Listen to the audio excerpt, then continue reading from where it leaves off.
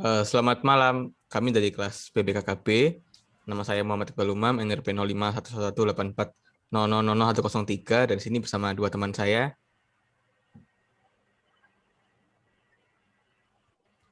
Saya Muhammad Hifadli Purnomo, NRP 0518. Saya Radit Rindo Winanto, NRP 0511118400000135. Oke, di sini kami mau mempresentasikan tugas ETS kami, yaitu mulai dari mockup, kemudian demo aplikasinya, dan juga penjelasan cara membuat aplikasi dari aplikasi kasir atau POS atau point of sale. Sini saya mau share screen.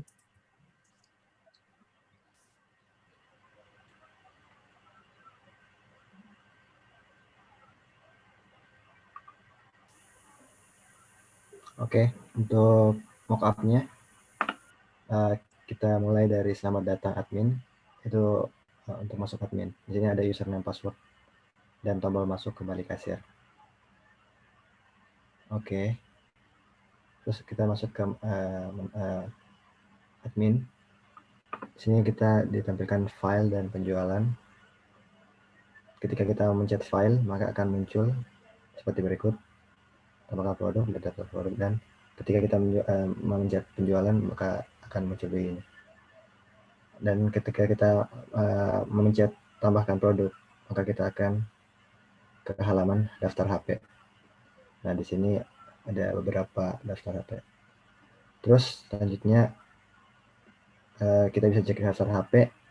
Di sini terdapat deskripsi harga jual dan stoknya. Kita juga dapat melakukan tambah stok untuk menambah stok produk kita. Terus ada juga ubah produk. Nah, ubah produk ini akan kembali ke daftar HP dan kita dapat memperbaruinya. Nah, selanjutnya kelola pengguna. Kelola pengguna ini nanti bakal masuk ke halaman data akun. Nah, di sini nanti bakalan ada nama, password, dan tipenya apa. Nah, selanjutnya ada menu pembayaran. Di menu pembayaran ini, menu pembayaran ada di bawah. Nah, ini pembayaran. Nah, di sini kita dapat melakukan admin dapat melakukan pembayaran seperti melakukan tambah dan memilih ininya dan memasukkan uang dan mencetak struknya.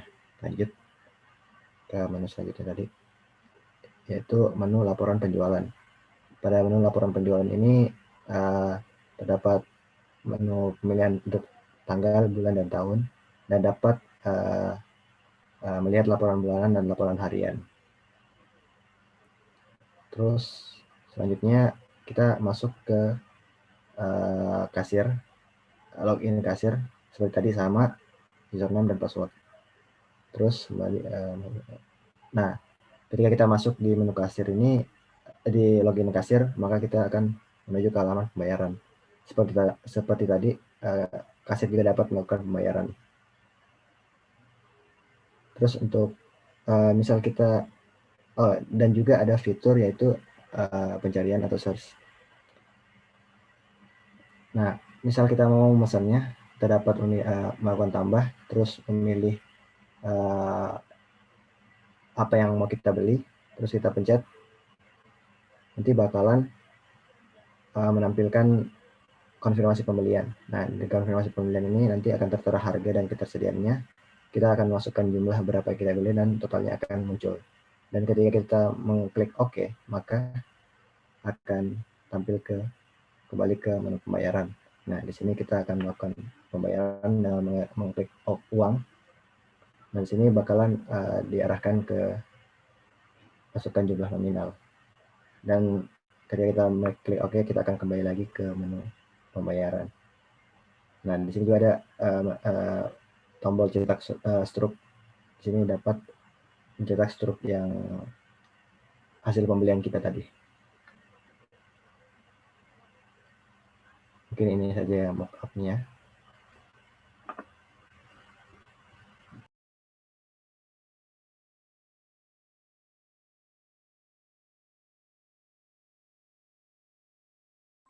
Oke, selanjutnya ini kita akan mendemokan aplikasi. Untuk tampilan pertama ini adalah untuk login kasir. Kita loginkan, tulis nama dan password, lalu kita tekan masuk. Terus sini akan langsung masuk ke halaman pembayaran. Lalu kita tambah, kita tekan tombol tambah, button tambah. Lalu kita cari barang apa yang akan kita bayar. Misalnya Samsung Note. Ya, lalu kita jumlah yang akan kita beli sebesar 1. Oke. Terus sudah tertera total harganya, lalu kita akan membayarnya dengan menekan tombol uang. Kita masukkan nominalnya lebih dari harga ini. Ya, misal 13 juta. Oke. Jika sudah, akan tertera kembaliannya. Terus lanjut, setelah itu kita akan mencetak struknya. Kita tekan button cetak struk dan akan muncul struknya. Tampilkan. Oke, jadi ini tampilannya. Akan ada tampilannya ini, ada total, ada cash-nya, ada kembaliannya. Oke, sudah kita logout. Lalu kita akan masuk sebagai admin. Masuk, kita masukkan username dan passwordnya. Kita akan masuk, jika udah kita akan disebutkan dengan fitur ini di file, ada file dan penjualan. Lalu kita masuk ke file dulu, kita masuk ke tambahkan produk.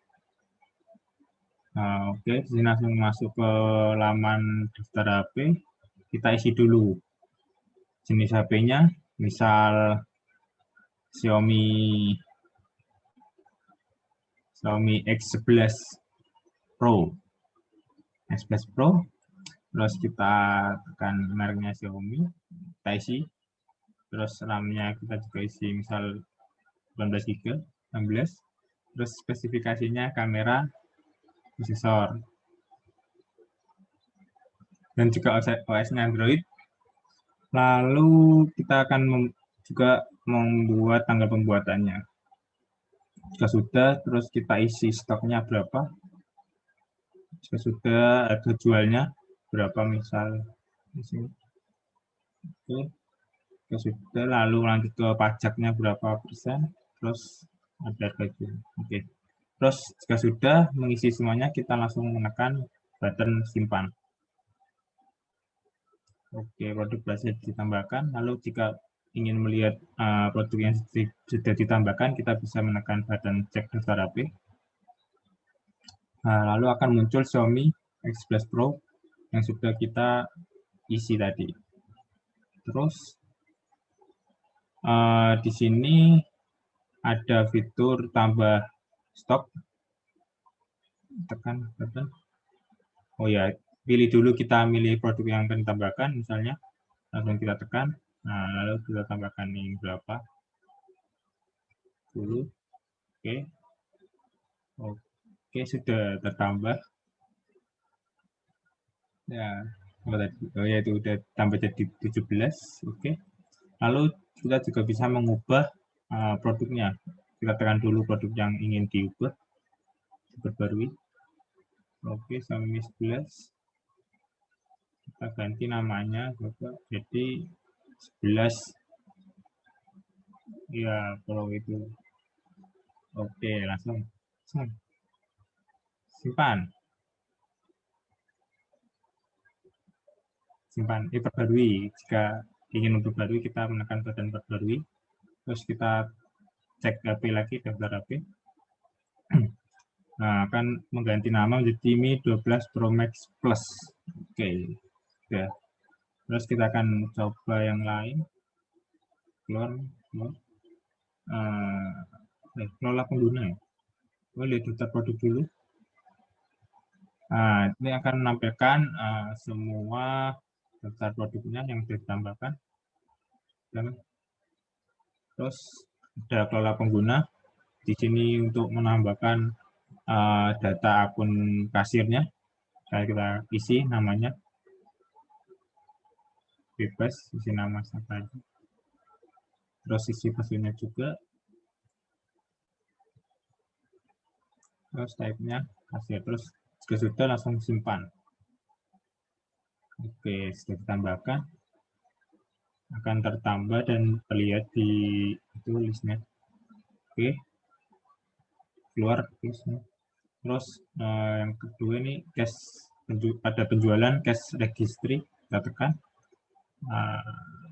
Di sini juga bisa melakukan pembayaran, ini sama seperti tadi. Terus yang kedua ini adalah sales report. Nah, di sini akan laman laporan penjualan. Kita akan bisa melihat tanggal waktu pembelian yang sudah dilakukan, laporan penjualan yang sudah dilakukan akan muncul. Oke, oke, sudah. Jika sudah, kita bisa keluar file terus keluar. Oke, kita tekan yes. Oke, ini sudah penjelasan tim aplikasinya.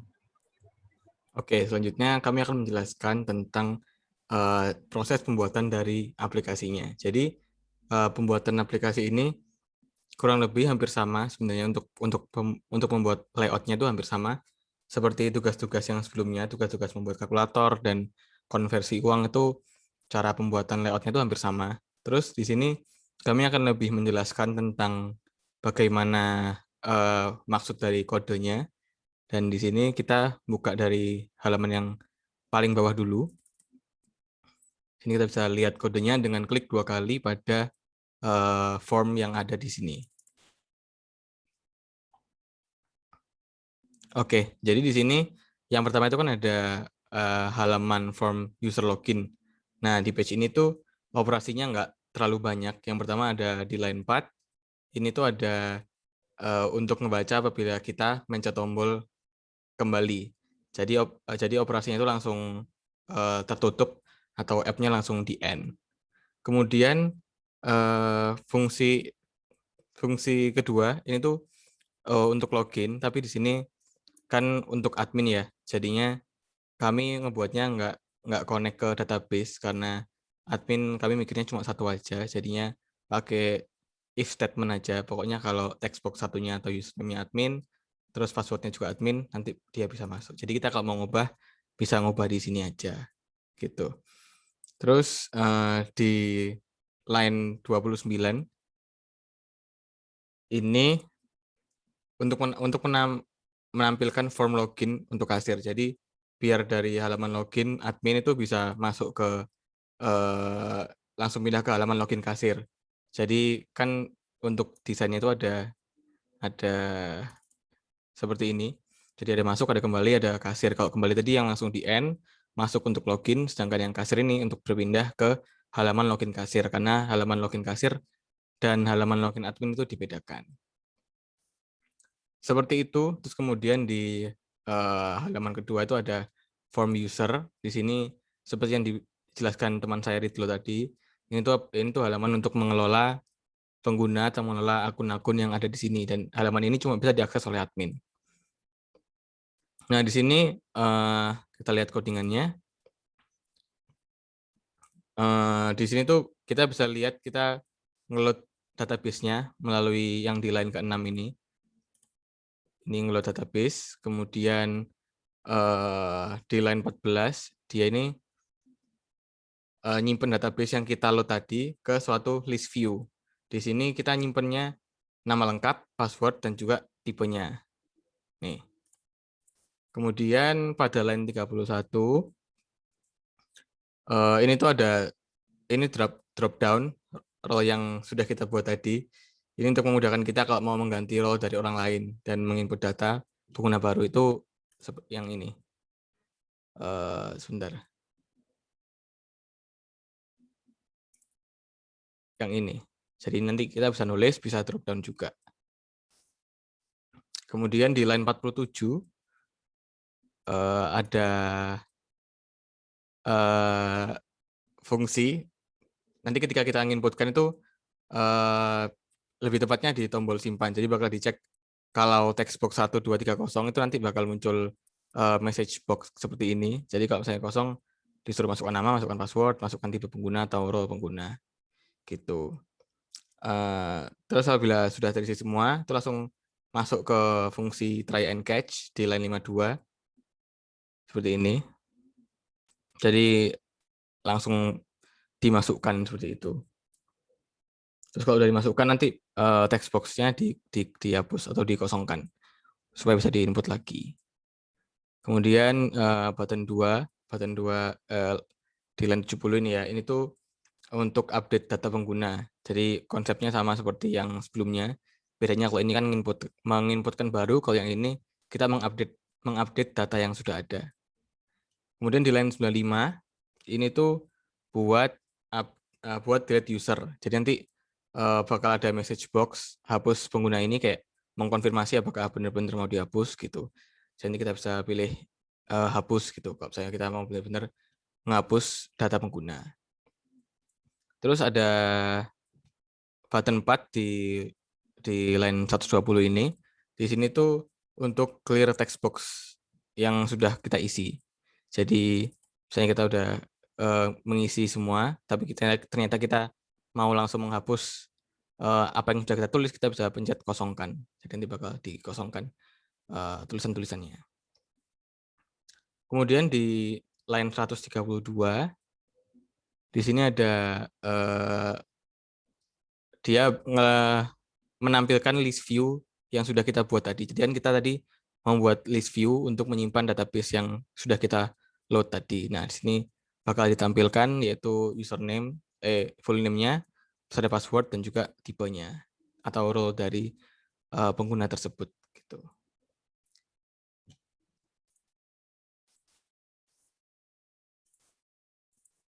Oke, kemudian kita lanjut ke halaman berikutnya yaitu frame sales report. Jadi di sini halaman laporan penjualan. Dan di sini kita lihat codingannya.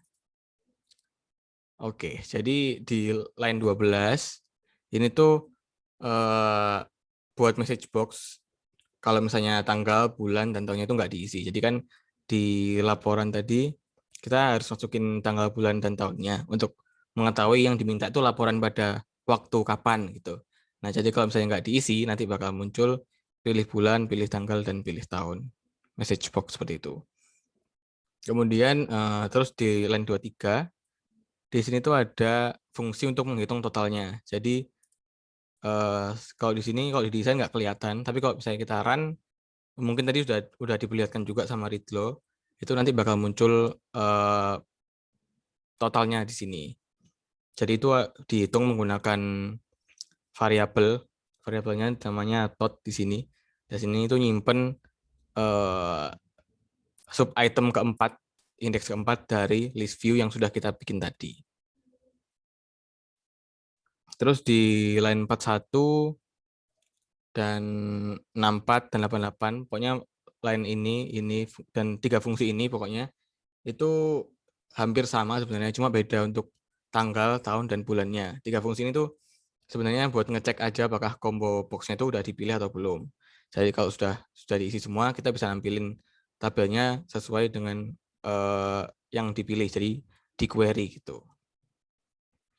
Terus kita lanjut ke halaman berikutnya. Ini sisanya kosongan seperti ini. Kemudian kita lanjut ke halaman berikutnya yaitu frame quantity. Jadi sini sebenarnya buat konfirmasi pembelian sih. Soalnya kan tadi waktu didemokan kita masukin jumlah pembeliannya itu di sini.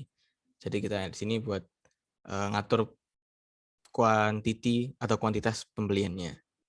Di sini kita lihat codingannya. Oke, secara keseluruhan tuh fungsi di line 20 ini tuh buat ngatur apa yang kita lakukan di halaman ini. Jadi bisa ada escape, ada tombol-tombol yang lain juga. Nah, di sini di line dua-dua kita bisa lihat fungsi yang ngatur kalau mencet escape itu bakal langsung di close formnya, karena di sini kita bisa lihat kalau misalnya tombol escape-nya dipencet, ini langsung me.close ini, jadi nanti formnya bakal di close. Kemudian di line 28 di sini tuh ada buat nyimpen item atau HP yang sudah kita pilih tadi ke halaman sebelum masuk ke halaman ini. Jadi kan sebelum masuk ke halaman ini kan kita ada di halaman pengoperasiannya kasir. Nah, jadi nanti setelah kita pencet enter, nanti bakal masuk ke data yang kita masukkan tadi itu masuk ke halaman yang manggil halaman ini, gitu maksudnya. Kemudian di line 52, di sini tuh hampir sama kayak yang sebelumnya, cumanya yang line 52 ini fungsinya untuk masuk ke chart dari penggunanya, dari pembeli. Biar lebih jelas saya lihatkan saja. Nah, sini tadi fungsi yang ada di line yang pertama tadi pokoknya yang di line 28 tadi itu untuk masuk ke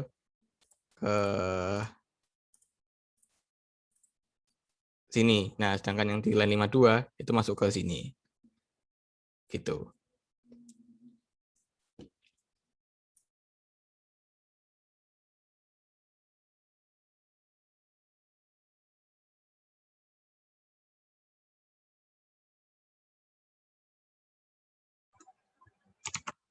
Terus untuk selanjutnya itu halaman produk.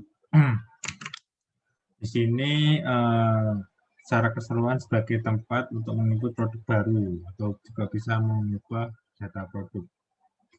Pada line 68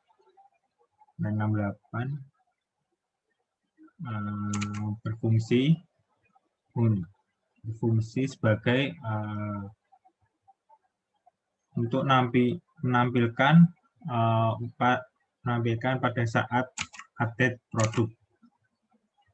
Nah, terus pada line 100 sampai line 110 ini, line 110 ini itu berfungsi untuk ngecek dia itu sudah terisi lengkap atau belum. Kalau belum, dia bakal muncul message box. Oke, terus selanjutnya yaitu pada line 112 ini try and catch buat masukin data yang sudah diinput ke database. Oke. Terus pada line 119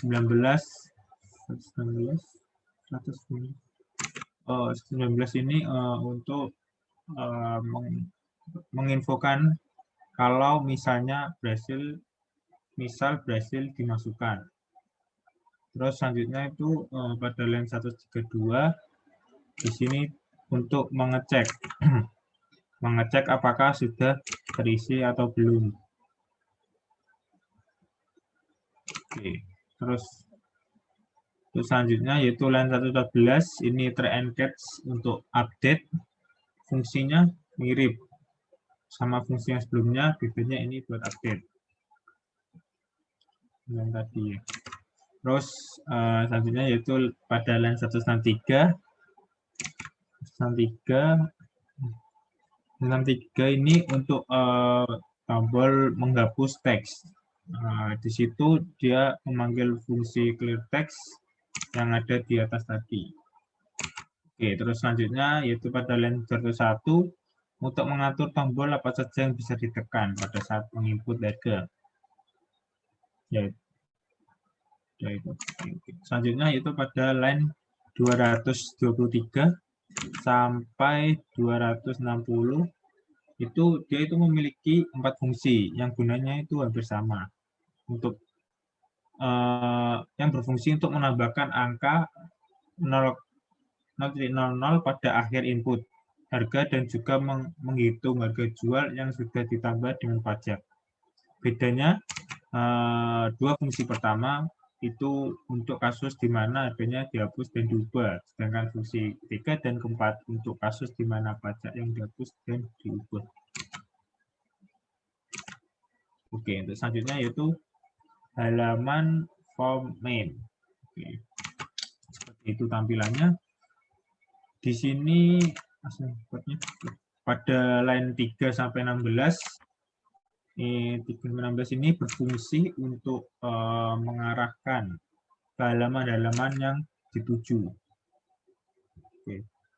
Terus pada line 16 ini untuk mengeluarkan aplikasi dan nanti bakal akan keluar message box ya, ditanyain akan keluar atau tidak jadi. Oke. Terus selanjutnya itu halaman from list.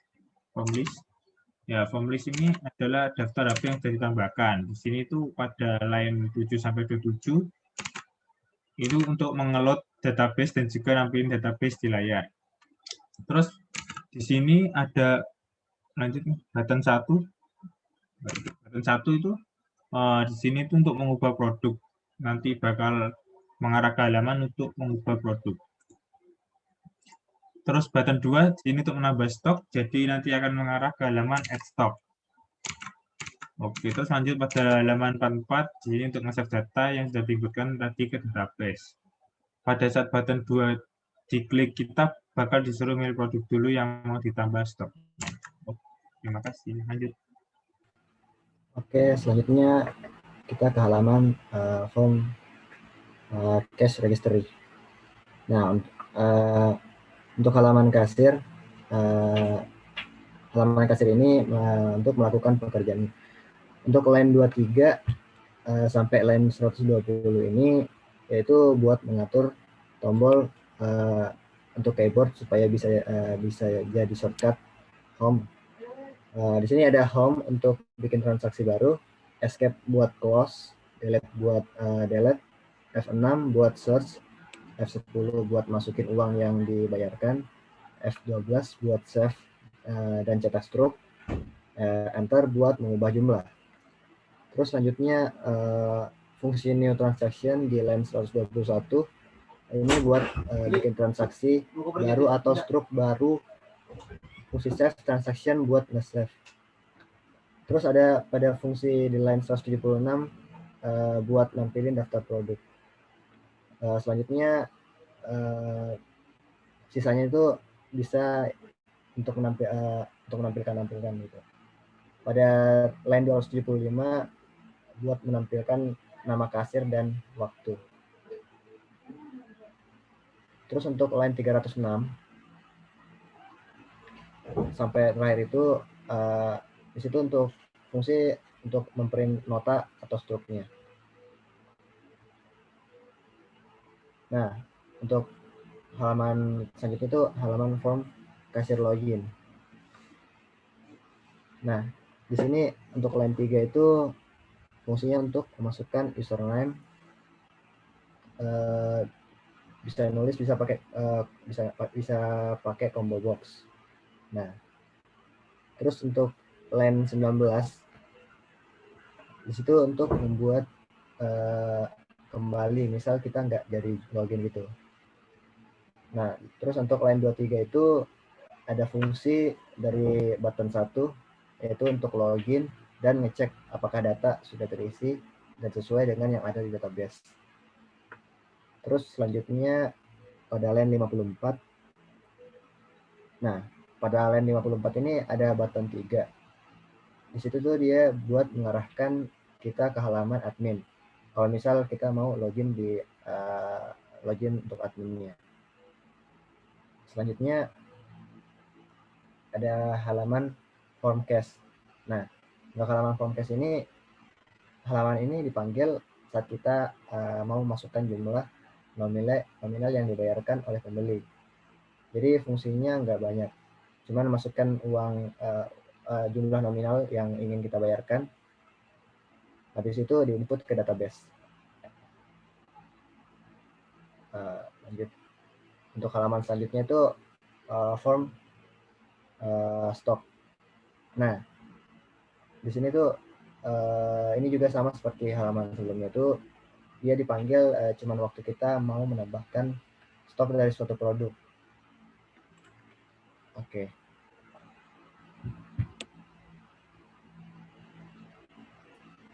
Iya, sekian dari kelompok kami. Kurang lebihnya mohon maaf. Wassalamualaikum warahmatullahi wabarakatuh.